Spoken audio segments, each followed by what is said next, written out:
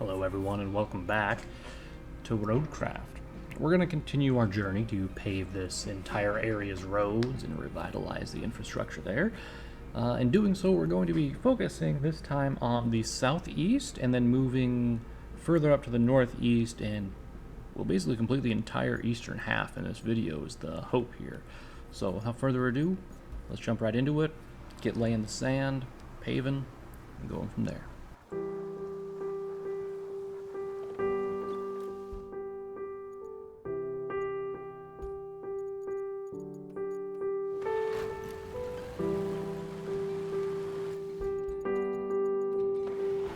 So you might be wondering what I'm doing here at this point with the little dump truck and that other vehicle I pulled out here. And what I'm wanting to do is I'm wanting to test if I recall a dump truck to this little vehicle, which it costs fuel to do so. I want to see if it refills the sand in the dump truck automatically. So I'm just quickly going through, finding the dump truck, and we'll respawn it right here.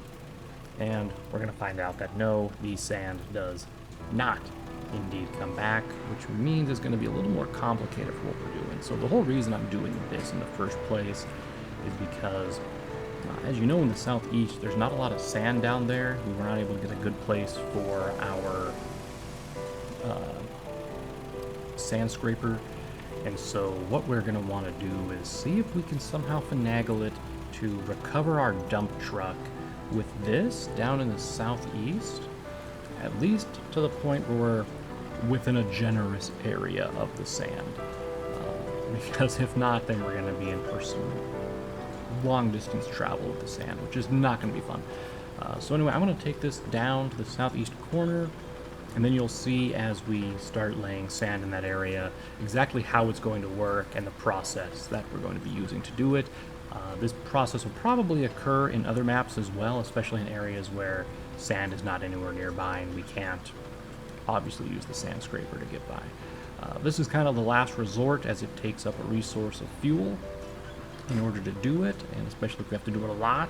So it's something I really don't want to do, but you know, if you have to, you have to. So let's continue.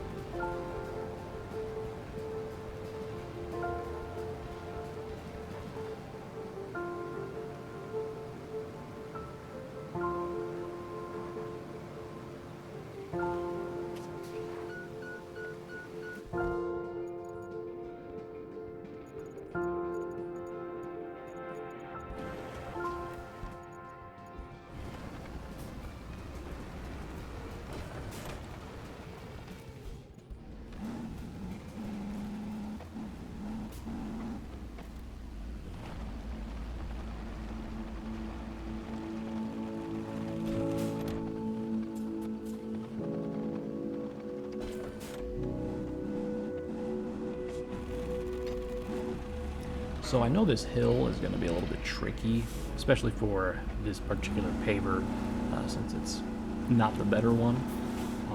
Also, this road, a very thin layer of sand here, but I'm not going to worry too much about that because I don't want to deal with it. But yeah, if we go ahead and, I don't know if I've showcased this before, but if you tow the paver with one of your scout vehicles with the activated paving thing going on, you can actually pave while you're dragging, which means you don't have to worry about the paver running over rocks. You don't have to worry about it going over bumps and stuff like that. You don't have to worry about anything that is going to cause it to get snagged, have issues going uphill, all that good jazz. You can just straight up drag it wherever you want, and it even goes faster than it normally would because it's being pulled by the scout vehicle. So it's a really great way to do that, especially if you're having those kind of issues. On normal roads it might not be that important, but you will see me use this particular strategy quite a bit here as we go through the maps and start paving roads. It's just a nice way to do things, I think. So.